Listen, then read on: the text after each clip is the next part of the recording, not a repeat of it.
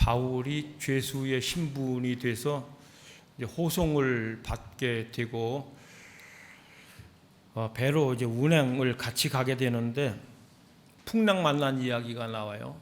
풍랑 만나서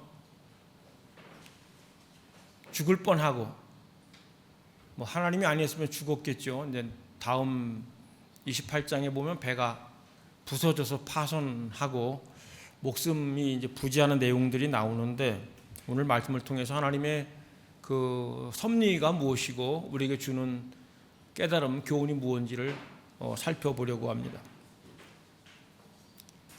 바울은 항해의 전문가가 아니에요. 그쪽에는 경험자가 아닌데 하나님이 바울에게 그런 이제 감동을 주신 것 같아요. 그래서 글에 대해서 항해를 하지 말자 제안을 합니다. 배도 그렇고 사람 생명에도 타격이 있을 것이다. 그런 얘기를 했는데 선장 또 선주의 말을 이제 백부장이 들어요. 백부장이 귀담아 듣는 거는 전문가의 얘기를 듣겠죠. 오랫동안 항해를 한 사람들, 전문가들의 얘기를 듣고 이제 항해를 이제 강행하는데 처음엔 순풍이 불고 항해가 순조로웠어요. 그래서 아마 속으로 그랬을지 모르죠. 아유, 바울이 뭐 알지도 못하는 게 뭐 얘기하더니 날씨만 좋네. 그리고 순항을 했는데 시간이 지나고 유라굴로라 하는 광풍을 만나게 됩니다. 그래서 너무너무 고생을 많이 해요. 목회자의 좀 어려움 중에 하나가 이제 저는 솔직히 여러분들 같이 그 일선 사회생활을 그렇게 많이 해보지는 못했어요. 그래서 근데 분명하게 또 어떤 경우에는 하나님이 마음을 주실 때가 있어요. 강력하게 그 얘기를 해줘야 될 때가 있어요.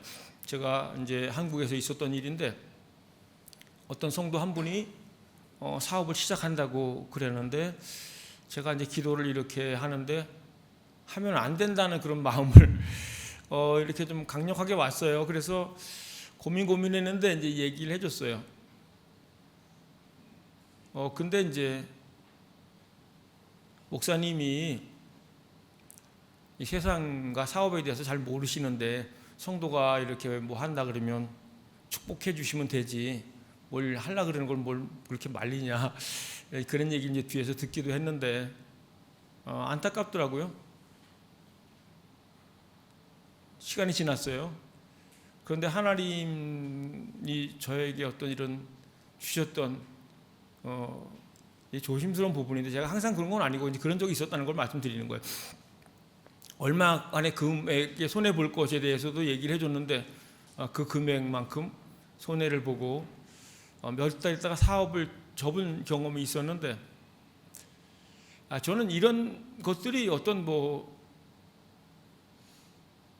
미래를 예측하고 뭐 알려주고 이런 개념이 아니라 하나님이 우리 삶에 깊이 개입하시고 관심을 갖고 계시고 또 하나님께서 일터에서도 하나님의 나타나심, 하나님의 계획 이런 것들을 알기를 원하신다. 그렇게 해서 교회 공동체가 간증을 통해서 하나님이 우리 일상 가운데 이렇게 개입하시고 계획하시고 만지신다는 부분들에 대해서 이제 관심을 갖게 된 그런 경험이 있었는데 바울도 오늘 이제 그 얘기를 하는 거예요. 왜냐하면 처음에는 풍랑을 만나서 뱃사람들 사공들이 어떻게 무마해 보려고 애를 썼는데 안 되죠. 그래서 짐을 버려요. 바다에다 짐을 버린다고요? 얼마나 뭐 다급했으면 짐을 버리겠어요. 그리고 사흘 지난 다음에는 배에 기구를 버렸다. 그렇게 성경은 얘기하고 있어요. 항해를 해야 되는데 배에 기구를 버린다는 거는 뭘 말하는 거예요? 이제 자포자기 아니겠어요? 당장 뭐 죽게 생겼으니까 배에 기구를 버리는 거예요. 오늘 말씀에 보니까 해도 별도 보이지 않았다. 흑암 중에 풍랑은 계속되고 구원의 여망마저 없었다, 그렇게 얘기를 하고 있어요. 그러니까 이 풍랑이 이제 보통 풍랑이 아니에요. 이제 죽음을 연상하게 하는, 이제 죽었구나, 소망이 없구나, 끝이구나, 뭐 보이는 거라도 있어야 되는데 캄캄해요. 어쩔 줄 모르는 이런 상황인데, 오늘 말씀에 보면은 바울이 담대하게 얘기를 해요. 안심하라. 지금 풍랑이 있고 배 기구도 다 던져버리고 배는 부서질 지경인데 안심하라는 내용이 이게 먹힐 리가 없어요. 그런데 참 희한한 거는 풍랑 중에도 평안을 누리는 자가 있어요. 안정감을 누리는 자가 있어요. 이건 뭐 자기의 배짱이나 뭐 자기의 긍정적인 사고 때문에 그런 게 아니에요. 하나님을 만났기 때문에 그래요. 하나님으로부터 말씀을 받았어요. 바울이 자기를 소개하잖아요. 나는 하나님께 속한 자다. 내가 섬기는 하나님, 이렇게 하나님을 섬기는 자라고 얘기를 해요. 하나님의 사자가 이제 어젯밤에 내 곁에 서서 말씀을 주셨다는 거예요. 내가 가이사 앞에 서야 하겠고, 내게 준 이 사람들을 이제 다 잃어버리지 않는다고 말씀을 주셨기 때문에 자기는 하나님이 자기에게 주신 말씀 그대로 드리라고 믿는다, 이렇게 선포를 하는 거예요. 사람은 다 거기서 거기에요. 고난이 있고 뭐 여러 가지가 어그러지고 계획대로 되지 않을 때 굉장히 힘들죠. 낭망하고 절망하고, 이게 뭐 너무 힘들면 몸이 아파지기도 하고, 이제 과도한 스트레스가 억압 때문에 여러 가지를 일거지고 맞물려 갖고 힘들어지는데, 바울은 여기서 이제 배울 것은 첫 번째는 이제 하나님께 집중했다는 거예요. 그 상황에서 주께서 사자를 보내서 말씀하시는 거를 눈치채고 그 음성을 정확하게 듣고 평강을 누렸다는 것이 대단한 거예요. 바울은 빌립보 감옥에서도 주를 찬송해요. 기도해요. 찬송할 수 없는 상황, 기도할 수 없는 상황에서 하나님을 찾는 거예요. 어떨 때는 핍박이 심해서 이 도시를 떠날까, 그런데 또 주께서 말씀을 주시는 거예요. 이 성에 내 백성이 많다. 그냥 위기 때마다, 고난 때마다, 이제 어떤 난관이 있을 때마다 하나님이 말씀 주시는 것을 놓치지 않고 듣는다는 거예요. 우리의 삶 가운데 뭐 이런 순풍이 불 때만 있으면 좋은데 풍랑이 일 때가 있어요. 우리가 애써도 노력해도 되지 않는 상황이 있을 수 있어요. 그런데 그 가운데 우리를 견고하게 하는 것, 흔들리지 않게 하는 것이 어떤 뭐 좋은 조짐이 보인다, 뭐 좋은 잘 될 수 있는 징조와 뭐 이 실타래와 같은 어떤 좀 이렇게 희망이 보인다, 이것 때문에 그런 게 아니고 위로부터, 하나님으로부터 메시지를 받은 거예요. 그분이 함께 계시는구나, 풍랑 중에도 함께 계시는구나, 그분이 말씀을 주세요. 가이사 앞에 서야 되겠다. 우리 성경을 볼 때 이제 그거만 보면 안 되고 앞뒤를 다 봐야 돼요. 바울이 사실은 죄수의 신분이 됐잖아요. 그리고 이제 압송되는 건데, 로마로 압송되는 건데, 뭐 어쩌다 하나님을 선포하다가 이 지경이 됐는가. 자기가 가지고 있는 기득권, 누릴 수 있는 것들, 명예들, 이런 모든 것들을 배설물처럼 여기고 주를 따른다고 했는데 바울이 어쩌다 이렇게 됐는가. 성경을 쭉 보면요, 사실은 유대인들이 바울을 죽이려고 하고 바울을 공경에 처하려고 계속 어려움을 주는데, 하나님이 로마 군인들을 통해서, 백부장을 통해서 이제 죄수의 몸으로 안전하게 호송이 되는 거예요. 이게 하나님의 보호하심이라는 거예요. 어찌 보면은 뭐 복음을 전하다가 죄인이 되었나, 풍랑을 만나게 하셨나, 왜 이렇게 고생을 시키시나, 내가 잘못한 게 뭐라고, 주를 위해 헌신하고 봉사하고 섬겼는데 왜 풍랑을 만나나, 이럴 수 있는데 여기서 우리가 주목해야 될 거는 그거예요. 하나님이 부르셨다는 거예요. 뭘 부르셨나? 이방인을 위해서, 임금들을 위해서, 이스라엘을 위해서 바울을 불렀어요. 그래서 하나님이 말씀을 주시고 그 말씀을 이루기 위해서 바울을 이제 이끌어가는 거예요. 그러다 풍랑을 만났잖아요. 다른 사람들은 뭐 아우성이죠. 죽겠다고 먹지도 못했다, 그렇게 성경은 기록하고 있어요. 며칠 동안 해도 별도 안 보이고 풍랑만 있고 구원의 여망마저 없어졌다 그러니까 뭐 밥맛도 없었겠죠. 의욕이 없는 거예요. 그런데 바울이 얘기를 해요. 그냥 뭐 좋은 일이 일어날 거다 그런 얘기가 아니고 하나님의 메시지 받은 것들을 얘기를 하는 거예요. 나는 하나님께 속한 사람이다. 하나님을 섬기는 사람이다. 그러면서 이 배가 반드시 한 섬에 걸리리라 이렇게 선포하는 거예요. 우리가 배울 거는 풍랑 중에도 하나님께 귀를 기울이고 하나님이 뭐라고 말씀하실까? 나에게 주신 말씀이 있고 나에게 주신 사명이 있는데, 나에게 주신 비전이 있는데, 나를 이것 때문에 부르셨는데 지금 어려움 당하는 이 와중에 하나님이 뭐라고 말씀하시는가? 이제 바울은 이제 그 메시지를 들었어요. 듣는 것에 그친 게 아니라 선포한 거예요. 분명히 하나님으로부터 온 거니까 현재는 풍랑이지만은 죽을 것 같지만은 내게 많은 사람들 다 붙여줬다 얘기하니까 선포하는 거예요. 생명엔 이상이 없다. 안 죽는다. 한 섬에 걸린다. 정말 시간이 지나면 이제 배가 멜리데라는 섬에 도착을 하잖아요. 배에 기구가 없는데 어떻게 도착을 해요? 돛을 올린 것도 아니고 노를 저은 것도 아니에요. 하나님이 이끌어간 거예요. 하나님이 말씀을 주시고 이끌어 가신 거예요. 여기서 주목할 게 뭔가 하면은 풍랑 만나가지고 하나님의 도우심으로 안전하게 살았다.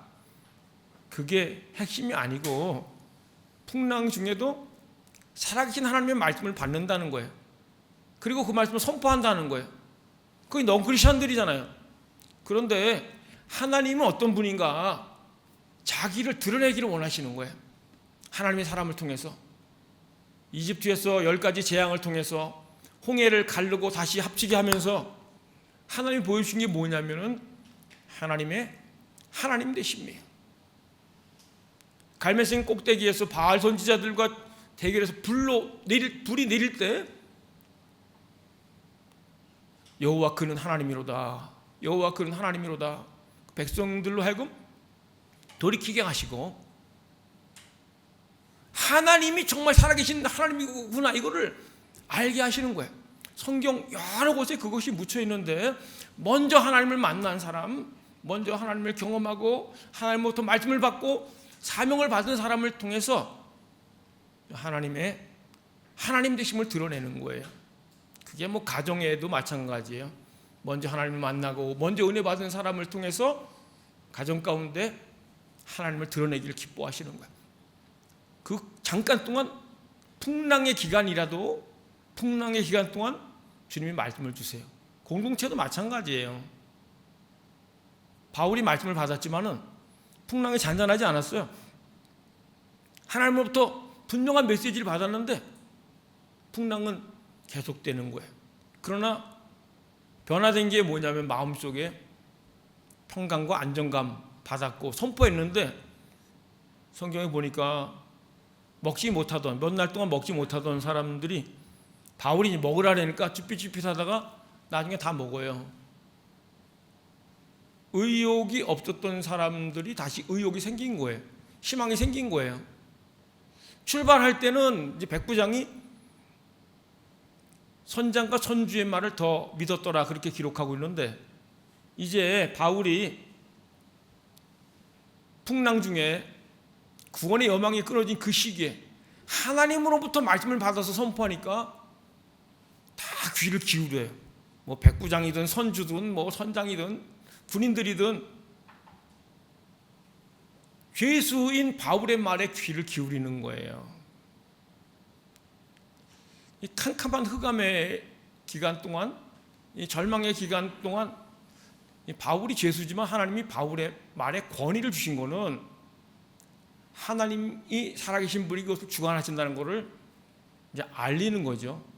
그래서 우리가 이제 단편적으로 잠깐 동안 어렵다, 힘들다, 괴롭다 이거 초점 맞추지 마시고 하나님이 나를 여기 왜 보내셨을까? 사명은 뭔가, 부르심은 뭔가를 기억하시고 하나님이 부르시고 사명을 주셨으면 그거를 주님이 이루세요. 아브라함에게 말씀 주신 대로 주님이 이끌어 가시고, 물론 중간에 잘못될 수도 있죠. 베드로도 장차 너를 사람 낚는 어부가 되게 하리라 이렇게 말씀 주셨는데, 뭐 중간에 이게 삐딱삐딱하고 그런 적이 있었지만 결국에는 사람 낚는 어부가 되게 하신다는 거예요. 바울을 이방인의 사도로 불렀어요. 유대인들에게 복음을 막 증거했는데 사도행전 16장에 보면은 성령께서 막으시잖아요. 그리고 유럽 마게도냐로 향하게 하신다고요. 하나님이 말씀을 주시고 그 말씀으로 이끌어 가시는 거예요. 그 과정에 여러 가지 우여곡절이 있는데 하나님의 하나님 되심을 드러내시는 거예요. 백부장, 또 선장, 선주, 군인들, 죄수들 할 것 없이 다 바울의 메시지를 들어요. 그냥 흘려듣는 게 아니에요. 뭐 그때 이들에게 이제 소망이 생겼고 시간이 지나서 배가 정말로 이제 멜리데 섬에 이제 도착하게 되는데 죄수들이 도망갈까봐 군인들이 죄수들을 죽이자라는데 백부장이 바울을 살리기 위해서 내버려두라. 그래서 널빤지를 붙들고 헤엄칠 수 있는 사람 헤엄치라 해서 다 100% 살게 돼요. 바울이 말한 대로 하나님으로부터 말씀을 받아서 전한 그대로 모두 다 살게 됐어요. 사람들이, 섬에 있는 사람들이 바다에서 이제 추운 데서 올라왔으니까 모닥불 피워놨는데 모닥불이 이렇게 쬐이고 있었어요. 독사 한 마리 나타나가지고 나뭇가지에서 튀어나와가지고 바울의 손을 물어요. 야, 바다에서는 좀 용케 살았지만은 저 죄가 있나 보다. 반드시 죽을 거다 이렇게 기다리는데 한참 기다려도 안 죽어요. 독사에 물려서 죽는 거를 여러 번 봤을 거 아니에요? 안 죽으니까 야, 신이다. 신으로 생각하는 거예요. 그리고 그 멜리데 섬의 추장 보블리오의 아버지가 이제 이질에 걸려서 어려움 당하고 있는데 바울이 가서 기도해주고 병이 나요. 그 섬에 있는 여러 사람들이 모여가지고 또 뭐 병 고쳐달라고 오는데 기도해서 병이 났잖아요. 배를 따라 준비해가지고 짐을 실었다. 그래서 또 다시 항해가 시작되는 거예요. 중요한 거는 뭐 배가 파손되는 거, 배의 기구를 버리고 짐을 버리는 것 같지만은 다 없어진 것 같지만은 하나님께서 다 준비를 해주세요. 배도 준비해 주시고 또 짐도 다 준비하셔서 하나님이 부르신 사명을 이어가게끔 하시는 거예요. 가이사 앞에 서게 한다는 거예요. 이게 하나님의 신실하심이에요. 우리 인생 가운데 우리가 원치 않은 고난이 있을 수 있고 풍랑이 있을 수 있고 아픔이 있을 수 있어요. 그런데 하나님께서 말씀을 하신 말씀 그대로 이루시는 것을 기대하고 선포하기를 주의 이름으로 축복합니다. 하나님 우리 인도 땅에 보내신 목적이 있어요. 여러분을 부르신 그 이유가 있어요. 기도해 보세요. 왜 우리를 이 땅에 보내셨을까? 우리의 만남이 우연일까? 또 인생 가운데 풍랑이 있는데 이 풍랑에 우리가 몰입되거나 함몰되지 않고 우리 마음의 눈을 귀를 열어서 주께서 해주시는 말씀 메시지를 듣고 사람들에게 선포하는 거, 가족들에게 선포하고 그래서 우리를 통해서 이 뭐 회사든 뭐 가정이든 공동체에게 살아계신 하나님을 전하는 거예요.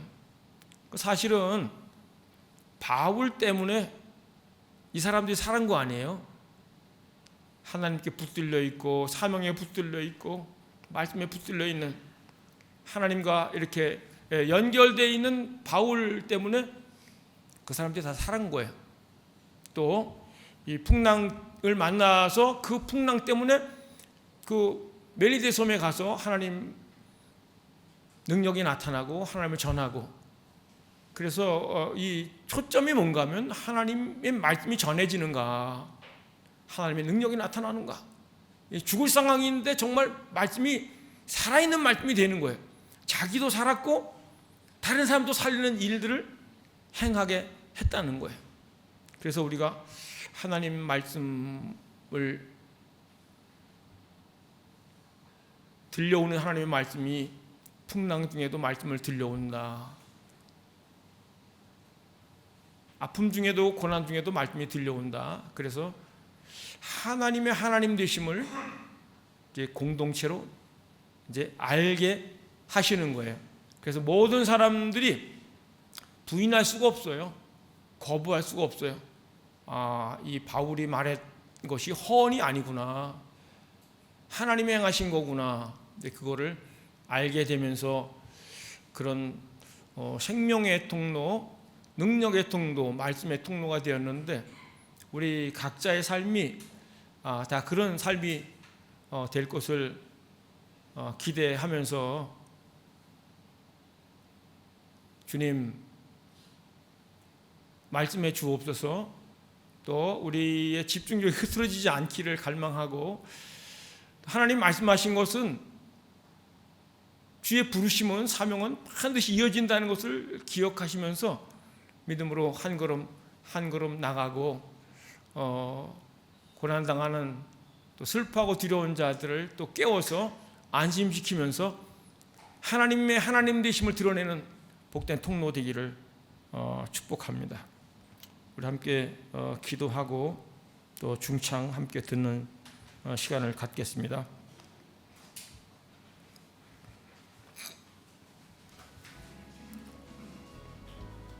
우리 함께 기도하겠습니다. 기도할 때 하나님의 부르심과 하나님의 사명, 또 주님 주시는 말씀을 우리가 좀 놓치지 않고 잘 듣고 있는지, 말씀을 주시고 말씀을 이루시는 그 하나님을 신뢰하며 나갈 수 있게 하옵소서.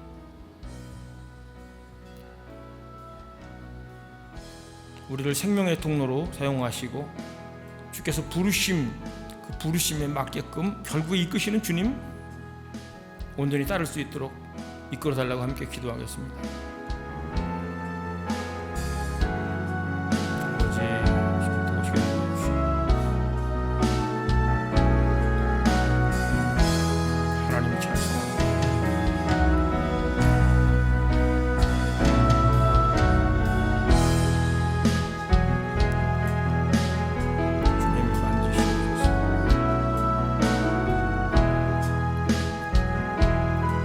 좁은 소견들, 생각들, 아버지 이루시는 것을 보게 하시고 듣게 하시고 말씀을 끌어주시고 말씀을 이루시고 새 역사에 이루시고 주님이 준비하시고 하시는 것을 아버지 하나님을 드러내며 아버지를 신고하며 생명의 역사를 하시는 것을 기대하고 치우시고 담대하게 한 걸음씩 나갈 수 있도록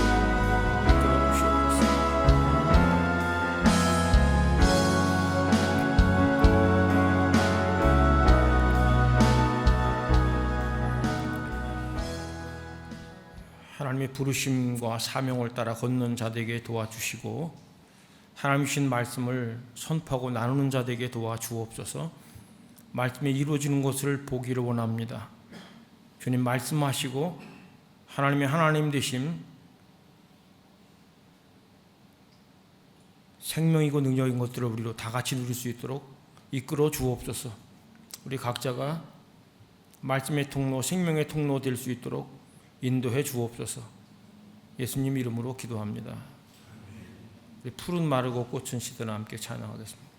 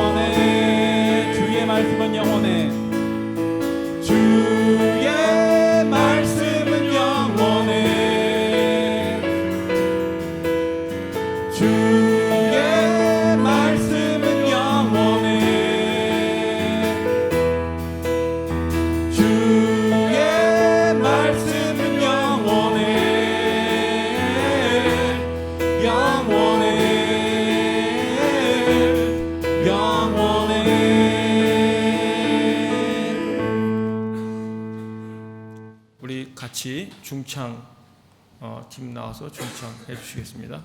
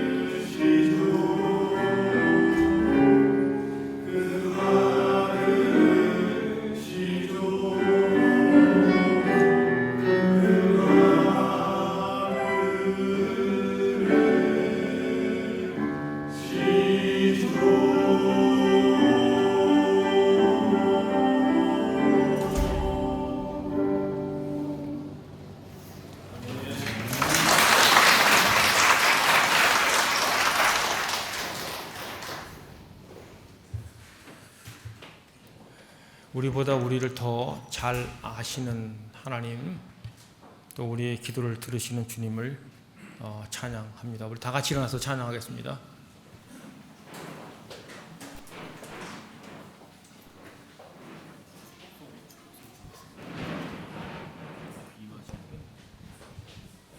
우리 아까 인사드린 대로 우리 기임하시는 분들이 계시는데 이 시간 함께 축복하는 시간을 좀 가졌으면 좋겠습니다.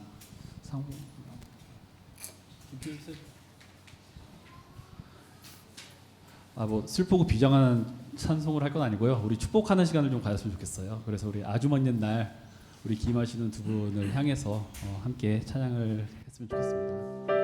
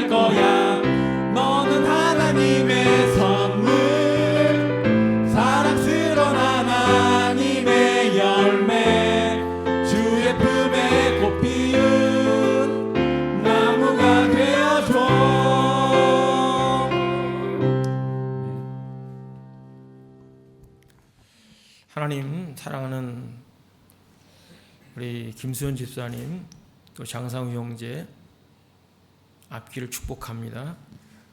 길을 여시고 문을 열어 주옵소서. 친밀하신 주님 깊이 만나 주시고 하나님과 깊어지고 넓어지고 강해지는 것들을 나눌 수 있도록 복에 복을 더해 주옵소서. 주께 물질을 드리고 시간과 몸을 드립니다. 받으시옵소서. 아버지의 그 전능하심, 부용하심, 풍성하심을 우리 삶의 자리에서 누릴 수 있도록 복을 내려 주옵소서. 물질이 사용되는 곳에 하나님의 영광, 능력과 생명의 역사가 나타날 수 있도록 이끌어 주옵소서. 이제는 교회의 머리가 되신 예수 그리스도의 크신 은혜와 하나님 아버지의 끝도 한도 없으신 그 사랑하심과 성령의 내주 교통하심, 치유, 회복, 승리케 하는 그 역사가 이제 귀 많은 우리 장상우 형제, 김수현 집사님 그 가정과 미래 위에 사랑하는 성도들 속해 있는 가정과 일터, 사역, 미래 위에 참석지 못한 지체들 위해 함께 하옵기를 간절히 축원하옵나이다.